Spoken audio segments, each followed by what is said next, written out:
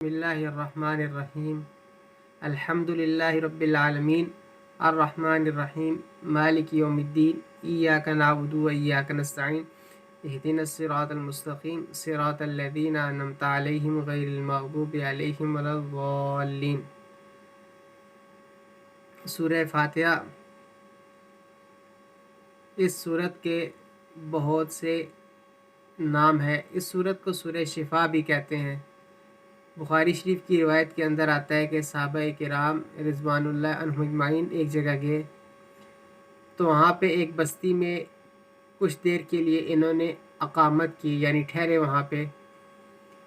تو بستی کے لوگوں نے ان کی مہمان نوازی کرنے سے انکار کر دیا۔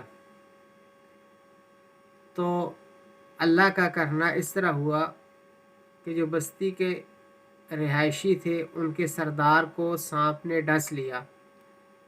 تو صحابہ کرام رضوان اللہ عنہم اجمعین نے کہا کہ کیونکہ ان لوگوں نے ہماری مہمان نوازی نہیں کی، تو انہوں نے کہا کہ تمہارے اندر کوئی دم کرنے والا ہے؟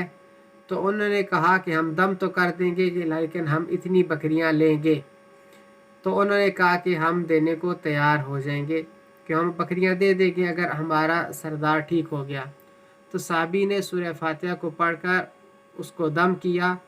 تو حدیث کے اندر اس طرح آتا ہے کہ جس طرح کہ اس کی گرہ کھول دی گئی، وہ تڑپ رہا تھا تو شفا پا گیا، درست ہو گیا، ٹھیک ہو گیا۔ تو یہ بکریاں لے کر آئے آپ صلی اللہ علیہ وسلم کے پاس اور آپ صلی اللہ علیہ وسلم کو بتایا۔ تو آپ صلی اللہ علیہ وسلم نے ارشاد فرمایا تجھے کیا معلوم کہ اس کے اندر شفا ہے؟ تو اس سورت کا نام سورہ شفا بھی ہے۔ دوسرے اس سورت کا نام یہ بھی ہے کہ اس میں انسان، مسلم شریف کی روایت کے اندر آتا ہے کہ اللہ تعالیٰ فرماتے ہیں کہ میں نے نماز کو اپنے اور بندے کے درمیان میں آدھا آدھا تقسیم کیا ہوا ہے۔ تو یہ اللہ تعالیٰ سے مانگنے کا ایک ذریعہ بھی ہے۔ تو اس وجہ سے اس سورت کا دوسرا نام جو ہے یہ بھی ہے کہ یہ سورت انسان کے لیے طلب حاجت اللہ تعالیٰ سے مانگنے کا ایک ذریعہ ہے، کیونکہ اللہ تعالیٰ سے انسان سوال کرتا ہے اور اللہ تعالیٰ اس کو عطا کرتے ہیں۔ لیکن تیسرا جو علماء جس کے بارے میں فرماتے ہیں کہ اس کا نام جو ہے ام القرآن ہے۔ ام القرآن اس کو اس وجہ سے کہتے ہیں کیونکہ حدیث میں اس طرح بھی آتا ہے کہ بخاری شریف کی روایت ہے کہ آپ صلی اللہ علیہ وآلہ وسلم نے ابو سعید ایک صحابی ہیں ان کو بلایا، تو وہ نماز میں مصروف تھے۔ تو آپ صلی اللہ علیہ وآلہ وسلم کے پاس تشریف لے آئے نماز کے بعد۔ تو آپ صلی اللہ علیہ وسلم نے ان کو کہا کہ میں نے تمہیں بلایا تھا، تم آئے نہیں۔ انہوں نے کہا کہ یا رسول اللہ میں نماز میں مشغول تھا، اس وجہ سے حاضر نہیں ہو سکا۔ تو آپ صلی اللہ علیہ وسلم نے ارشاد فرمایا کیا تم اللہ تعالیٰ کے اس کلام کو نہیں پڑھتے ہو؟ یعنی سورہ انفال کے اندر جو اللہ تعالیٰ نے حکم دیا ہے کہ جب اللہ اور اس کا رسول تمہیں بلائیں تو ان کی پکار کا جواب دو۔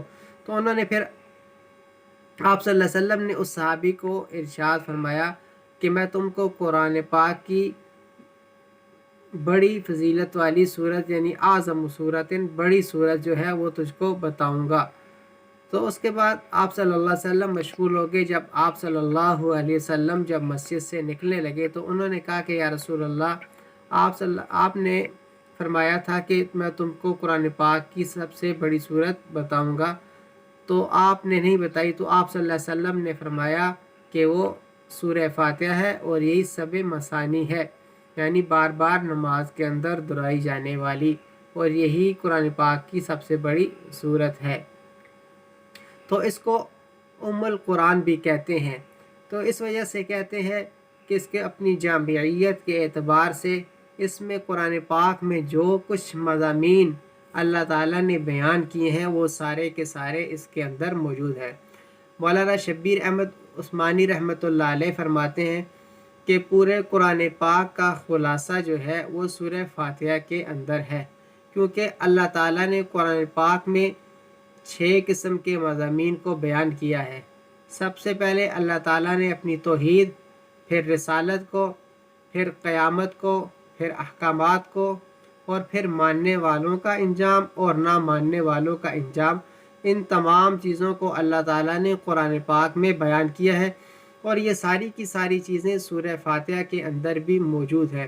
وہ ارشاد فرماتے ہیں کہ الحمدللہ رب العالمین الرحمن الرحیم، اس میں اللہ تعالیٰ کی توحید کا ذکر ہے، یعنی ان دونوں آیتوں کے اندر الحمدللہ رب العالمین کہ تمام تعریفیں اللہ تعالیٰ کے لیے جو تمام جہانوں کو پالنے والے، الرحمن الرحیم بڑا مہربان نہایت رحم کرنے والا، اس میں اللہ تعالیٰ کی توحید کا ذکر ہے۔ پھر آگے مالک یوم الدین، اس میں قیامت کا ذکر ہے کہ اللہ تعالیٰ ایک دن انسانوں کے درمیان میں ضرور بضرور فیصلہ فرمائیں گے جو وہ کام کر رہے ہیں۔ پھر اس کے بعد فرمایا ایاک نعبد و ایاک نستعین اہدنا الصراط المستقیم، اس میں احکامات کی طرف اشارہ ہے کہ ہم تیری ہی عبادت کرتے ہیں، اس میں عبادات کا حصہ ہے۔ پھر فرمایا اہدنا الصراط المستقیم، اس میں شریعت کے جو احکامات ہیں ان کا حصہ ہے کہ وہ انسان کی طرف جو متوجہ ہو رہے ہیں۔ پھر اس کے بعد صراط الذین انعمت علیہم، پھر یہاں پہ اللہ تعالیٰ نے 4 قسم کے لوگوں کا ذکر کیا جن کے اوپر اللہ کا انعام ہوا، تو ان میں سب سے پہلے آپ صلی اللہ علیہ وسلم یعنی رسولوں کی جماعت ہے، اولئک الذین انعم اللہ علیہم من النبیین، تو فرمایا کہ اس میں رسالت کی طرف اشارہ ہے کہ آپ صلی اللہ علیہ وسلم اور جتنے نبی جو ہیں وہ دنیا میں مبعوث ہوئے، ان کی طرف اشارہ ہے کہ اللہ تعالیٰ نے ان کے اوپر انعام کیا۔ پھر اس کے بعد جو دوسری صنف میں آ جاتے ہیں شہداء و صالحین اور صدیقین، یہ 3 آ جاتے ہیں، وہ ان میں آ جاتے ہیں جو ماننے والے گروہ میں شامل ہیں، اور غیر المغضوب علیہم ولا الضالین، یہ ان لوگوں میں آ جاتے ہیں جو لوگ اللہ تعالیٰ کے احکامات کو نہیں ماننے والے۔ تو کہا کہ یہ 6 قسم کے جو لوگ ہیں، 6 قسم کی جو باتیں ہیں قرآن پاک کے اندر، ان سب کا خلاصہ سورہ فاتحہ کے اندر موجود ہے، اس وجہ سے اس کو ام القرآن بھی کہا جاتا ہے۔ تو اللہ تعالیٰ سے دعا ہے کہ اللہ تعالیٰ ہمیں قرآن پاک کو سمجھنے، اس پر عمل کرنے کی توفیق عطا فرمائے۔ وآخر دعوانا الحمدللہ رب العالمین۔